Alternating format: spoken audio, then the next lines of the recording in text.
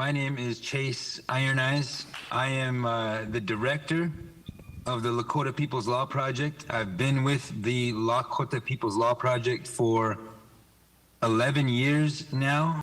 And so I want to thank you all for gathering there and for joining us and viewing the film. It's crazy to me to think that it was 7 years ago.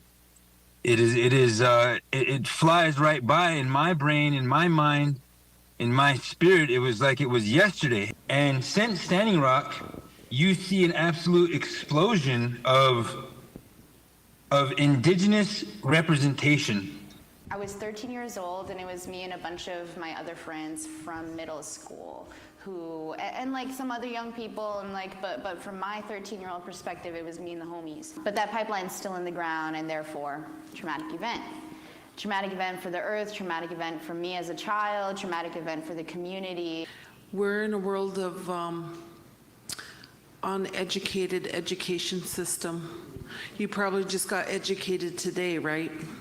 Go home and educate your family, educate your friends, because when we do that, we become even more powerful.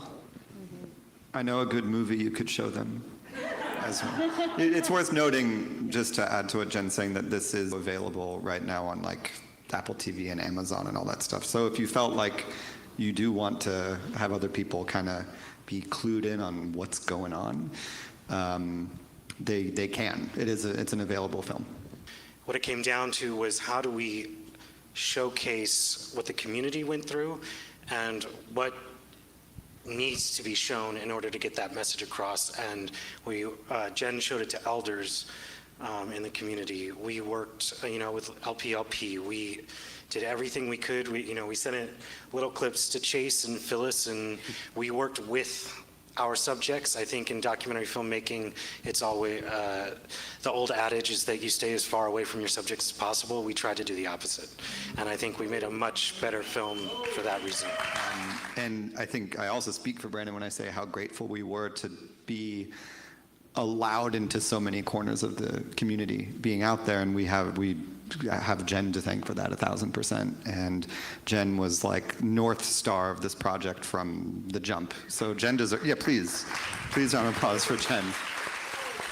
That was such a fun film to make. Our part, anyway. It's not just about us. There's other giants in that film. Stuart James, Phyllis Young. The list goes on. And just link with us. Pay attention, because we got big things coming in 2024. On behalf of the American Indian Resource Center and LPLP and the Center for Nonviolence, I would like to thank you for being here with us today. We appreciate your presence and your support in this event. So can we get another round of applause for our panelists up here?